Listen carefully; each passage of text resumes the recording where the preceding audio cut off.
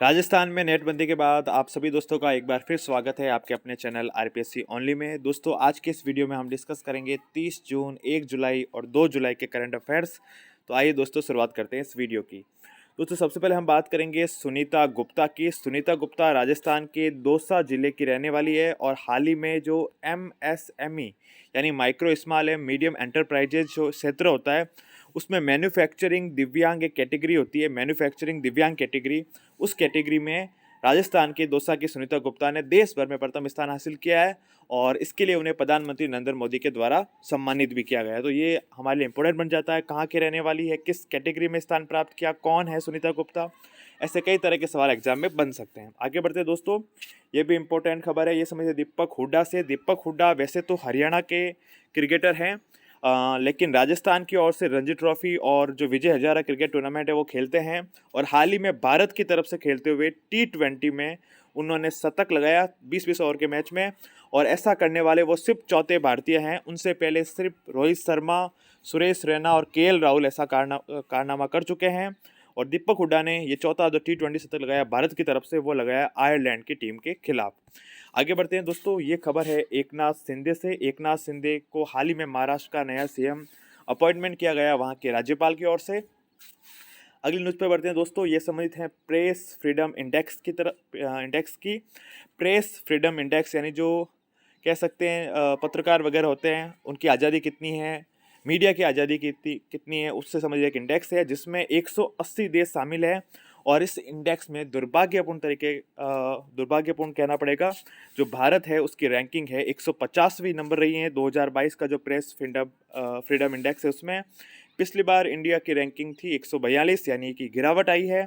और press freedom index में Norway देश ने टॉप किया है। ठीक है, तो ये ऐसी रैंकिंग पूछी जाती है, इंपॉर्टेंट रैंकिंग है, लोकतंत्र की बात होती है तो ऐसे वगैरह इंटरव्यू वगैरह के क्वेश्चन में भी इसे मतलब हैंडल किया जा सकता है। अगली जो न्यूज है दोस्तों वो संबंधित है रैंप योजना से। रैंप योजना किस क्षेत्र से संबंधित है ऐसा पूछा जा सकता है।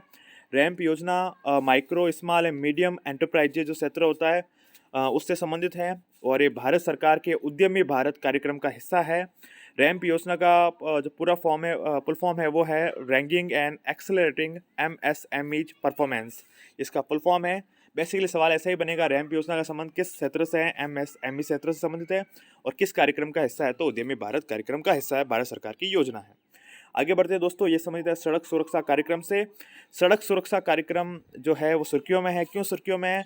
हाल ही में विश्व बैंक ने भारत सरकार के सड़क सुरक्षा कार्यक्रम को $250 मिलियन का कर्ज दिया है। तो सवाल दो तरीके से बन सकते हैं, विश्व बैंक ने किस भारत सरकार के कार्यक्रम को $250 मिलियन का कर्ज दिया, तो सड़क सुरक्षा कार्यक्रम। और सड़क सुरक्षा कार्यक्रम को किस अंतर्राष्ट्रीय संस्था ने कर्ज दिया, तो वो विश्व बैंक हो जाएगा।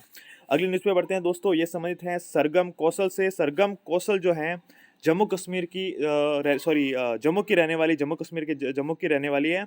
और हाल ही में एक इवेंट हुआ था मिसेज इंडिया वर्ल्ड 2022, उनमें उन्हें मिसेज इंडिया वर्ल्ड 2022 का जो खिताब मिला है सरगम कौशल को मिला है।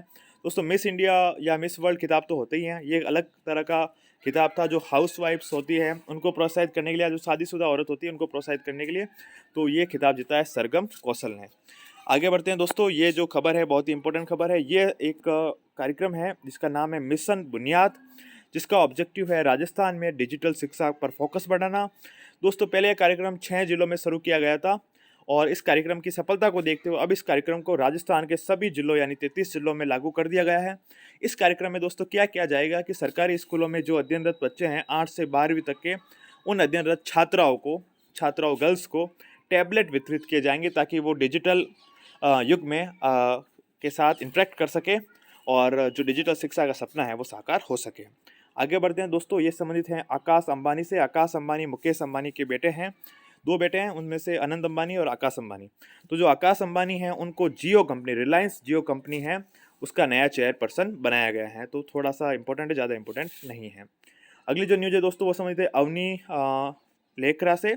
अवनी लेखरा आपको पता है दोस्तों, पैरा ओलंपिक 2000 जो 20 हुआ था, तो अभी 1 साल पहले हुआ था, उसमें अवनी लेखरा ने 2 मेडल जीते थे। राजस्थान के जयपुर की रहने वाली है और इस बार वापस सुर्खियों में है क्योंकि उन्होंने विश्व रैंकिंग में पहला स्थान प्राप्त किया। किस खेल से संबंधित है, तो वो शूटिंग खेल से संबंधित है।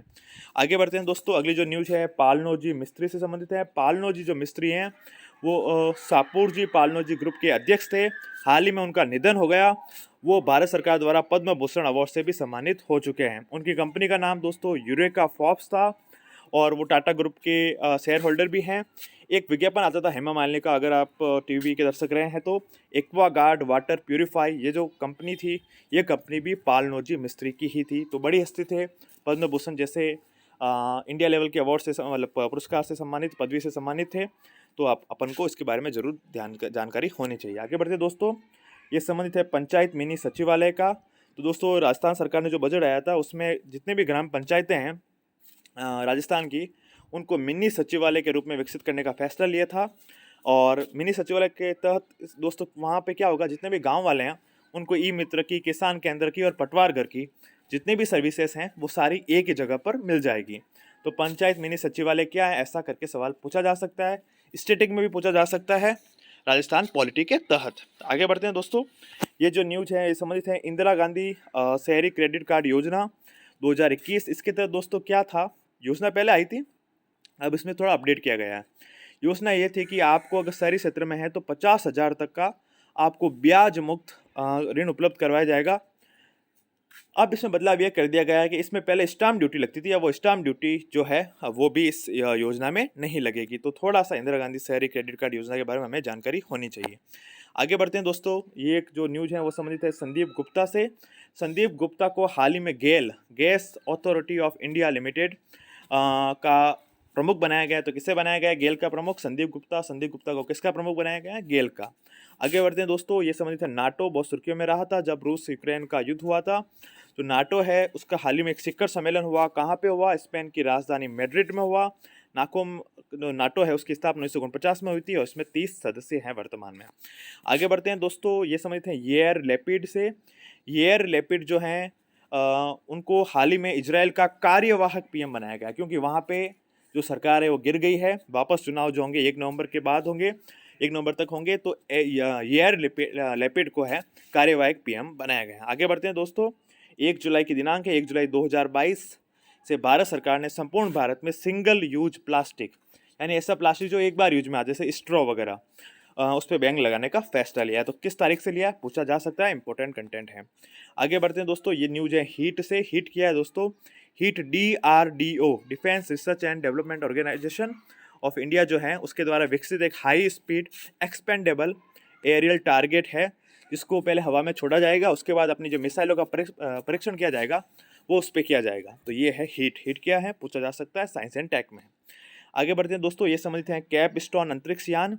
कैपस्टोन अंतरिक्ष यान किस एजेंसी के द्वारा लॉन्च किया गया, तो लॉन्च किया गया नासा अमेरिका के द्वारा।